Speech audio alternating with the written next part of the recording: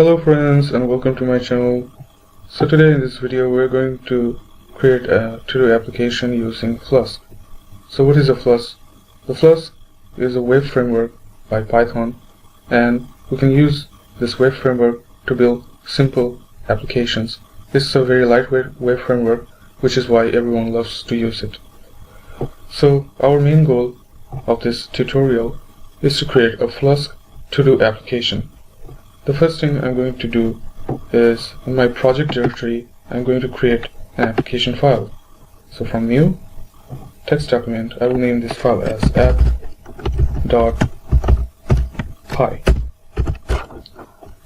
And this is going to be our main application file, which will contain every Flask code. So now, for this project, I'm going to use VS Code as my text editor. I'm going to open up this file in my text editor. And I'm assuming that you have already installed Flask in your system. If you haven't, just go ahead on your terminal and write pip and install, something like that, install Flask. So the first thing I'm going to do here in my application file is to import my Flask modules. So from Flask import, sorry about that, import Flask. The next thing I'm going to do is create a variable called app, and it will be assigned to our Flask class, which means that app is an instance of our Flask class. And inside the parentheses we are going to use a special variable called underscore name, and this is just basically referring to the file itself. Next thing we need is a route. And what is a route? Basically that is actually a function that registered with the given URL. So route, and we will specify the URL. So as this is going to be our home URL, I will just put a backslash here, and under this route I will create a function called home, and you can call this any function you like, maybe index. So inside the function we are going to return a specific string. So this will be hello world, and this is just for testing out our application. The next thing we need is if underscore name underscore equals to, in quotations, underscore main underscore, and this is referring to the file itself. So here we'll write app.run, and we need to keep our debugging option to true. So what this does is, basically whenever you make any kind of change to your Flask application, it will just turn off itself. So if you keep the debugging option true, it won't do that, which means that whenever we make any kind of changes to our application, we don't have to restart our Flask environment every time. So let me save the file, and to test our code, I'm going to open up my terminal, and here I will write python-app.py and hit enter. Now when I hit enter, you can see that it's starting my Flask environment, and you can see a specific URL here which says localhost is on 5000 port. So I'm going to open up my browser here, and in my URL bar I'll just type localhost on 5000 port and hit enter. And you can see that there is a text hello world. Now not only you can just return a string, you can also even return HTML tags. So if I say h2 h1, let's say backslash h1. Okay, so let me set the file, and now if I reload this tab, you can see that the text actually changed from a small text to h1 or h1 text. Now you can actually do that, but it is recommended to write HTML file in separate files. So in order to do that, we have to use something called templating. And the first thing we will do here is, if I open up my project directory, we will create here a new folder and this folder name will be templates. And inside this folder, let me just open up this. Inside this folder, we are going to create a new file called index.html,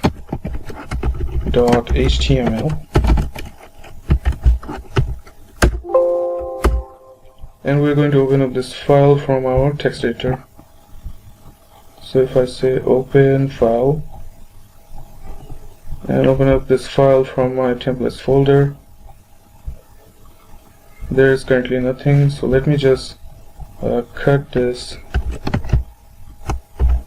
text from here, and I'll just put this text in my index.html files. Sorry about that. So yep, here it goes. And the next thing we will do is import render templates. So render template, and here we will call the render template function. So render template, and we will pass the name of the file, which is index.html. And if I save the file, and if I come over here and reload this, okay, so something went wrong here. Let me just check. Okay, so this is home, this is render template.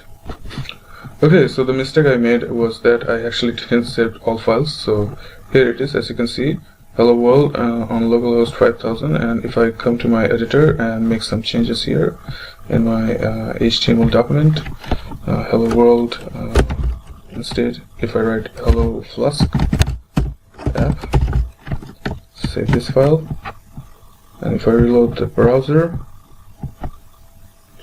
you can see that it changes to hello flask app. Cool.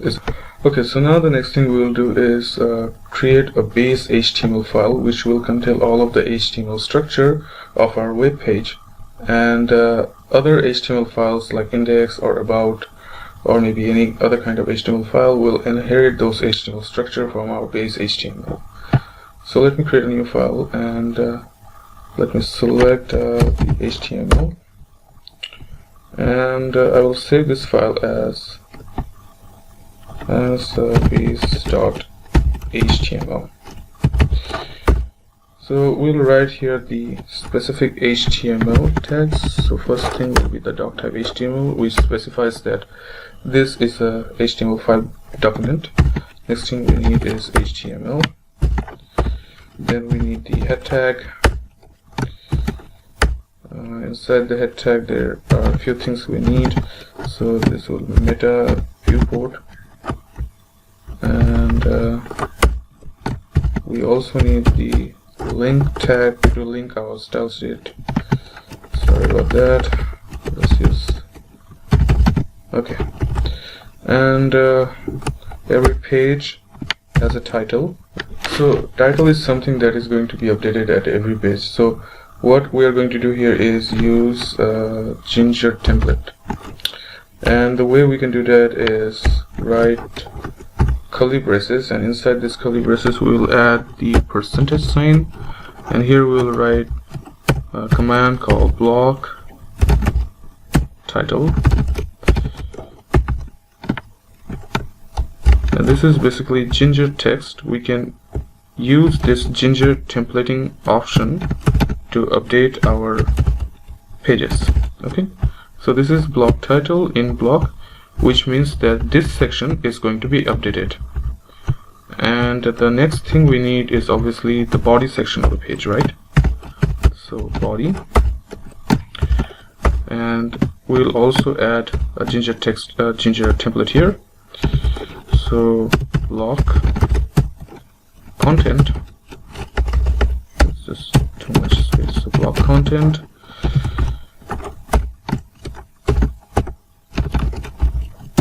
and in block, and that's how you have to write Ginger text. Okay, so now we will go back to our index.html file, and we will inherit all of the structure from our base HTML file. So let me just clear this first, and here I will add Ginger text. So the command is going to be extends, and the file name is going to be base HTML, And that's how you have to inherit the HTML structures from our base HTML file. Now here is our block title, and our index page is going to have its own title, so we will use some specific Pythonic way to update the title. So as this is going to be the title block, so I will write here block title,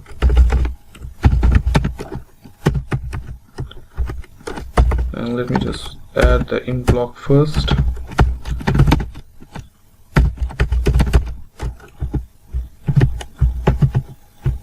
And here I will write a if statement. So let me add the ginger text. If title has been specified, if title has been specified, set our title,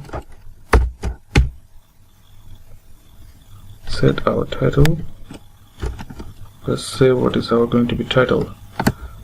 Our title of the page is going to be the value that we passed from title variable. So let me just set it title,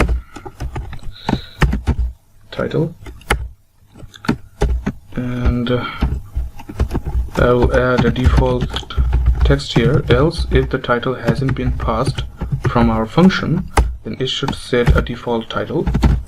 So title is going to be Flask app, and here we have to end the if condition by writing int if. Okay, so the title section ends here. Next we have the, sorry about that, next we have is the content section. So this is going to be the block content.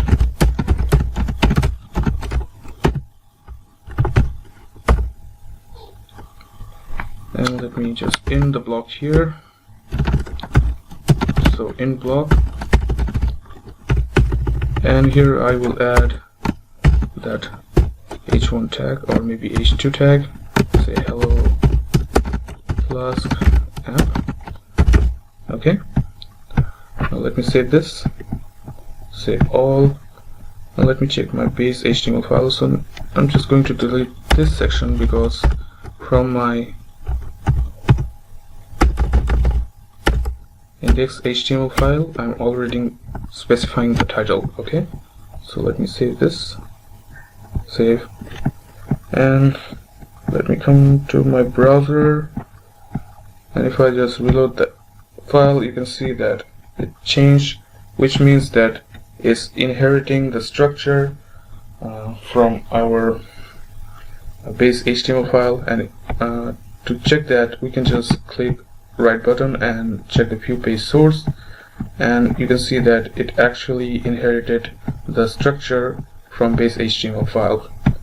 And you can see that it changed. You can see the title of this page is Flask app because we haven't passed any title to this page. And the way to pass any value to our web page, we can just add a keyword argument here.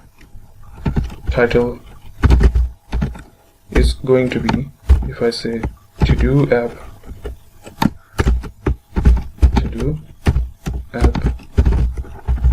okay, let me save this, and here is our browser, and if I reload this, you can see that it changed the title to to-do app. And this is how you can pass any value to your web page from your application file. The next thing we have to do is to add our style sheet. And in order to do that, the first thing we will do is create a static folder. Now this static folder will be the folder that will contain all of your styles and JavaScript files. So I will name this as static folder. And in my Where's my editor? And in my editor I'm going to open that style sheet, although I don't have it, so I have to create a style sheet here. And let me just select the language, so this is going to be CSS file, and if I click save, it will open up this, and from my project directory I will open the static directory, and I will save this file as style.css, and I will just add a basic style here to check if this is working. So body color will be blue. Okay, so it will change the color of all of the text from black to blue in our index file. And the way to connect your CSS file to your base HTML file is to use another function of Flask, which is called URL for. So after render template, I will just add a comma here and I'll import URL for. And in my base HTML file, under this href quotation, I will call that URL for. So here I will add curly braces, and I will write URL underscore for, and inside the parentheses the first one is going to be the name of the static folder, so static folder, and then we have to specify the path of our CSS folder by writing argument, and the file name is style.css. Now this is showing something error because I haven't used a single quotation here. So if I add single quotation, then if I add style.css, now it seems to be okay.